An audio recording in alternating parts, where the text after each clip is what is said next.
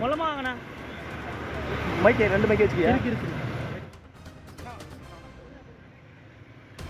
நான் லைவ்ல இருக்கேனா? கோஷம் போடுங்க. வண்டி. விடுதலை செய், விடுதலை செய். மெதுவா. மாநில தலைவரை விடுதலை செய். விடுதலை செய், விடுதலை செய். மாநில தலைவரை விடுதலை செய். விடுதலை செய், விடுதலை செய். மாநில தலைவரை விடுதலை செய். பொறுமையா வாங்கண்ணா. கண்டிக்கின்றோம். டாஸ்மாக் ஊழலில் நிறைந்திருக்கும். ஆளி இறக்கும் தமிழக அரசை. கண்டிக்கின்றோம்.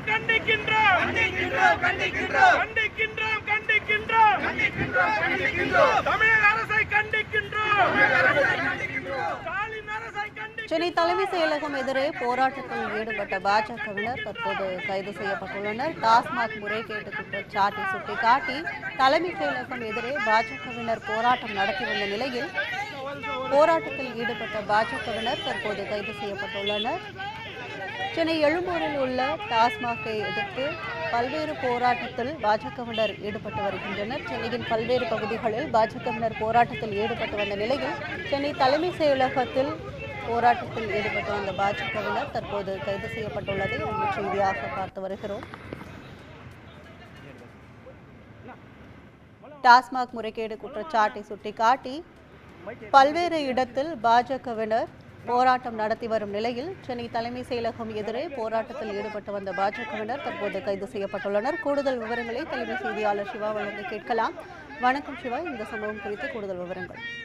டாஸ்மாக் நிறுவனத்தில் 1000 கோடி ரூபாய் ஊழல் நடைபெற்றிருப்பதாக அமலாக்கத்துறை வைத்திருந்த குற்றச்சாட்டை பாஜக கையில் எடுத்து இன்றைய தினம் தமிழகத்தில் உள்ள அனைத்து மாவட்டங்களிலும் இருக்கக்கூடிய டாஸ்மாக் கடைகளை முற்றுகை செய்ய போகிறோம் என்று அந்த கட்சியினுடைய மாநில தலைவர்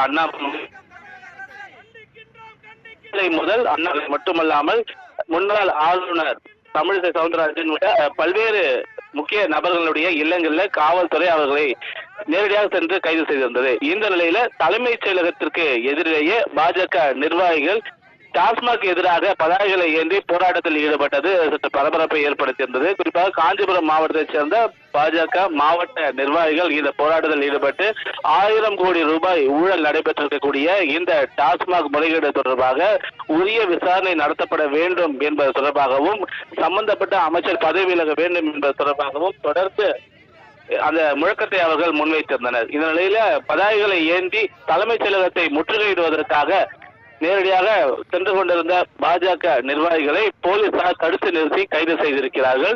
இதே போன்ற நிலைதான் சென்னை மட்டுமல்லாமல் தமிழகத்தினுடைய அனைத்து மாவட்டங்களிலும் இருக்கக்கூடிய பாஜக நிர்வாகிகள் கைது செய்யப்பட்டிருக்கிறார்கள். ஏற்கனவே இந்த டாஸ்மாக் முறைகேடு இந்த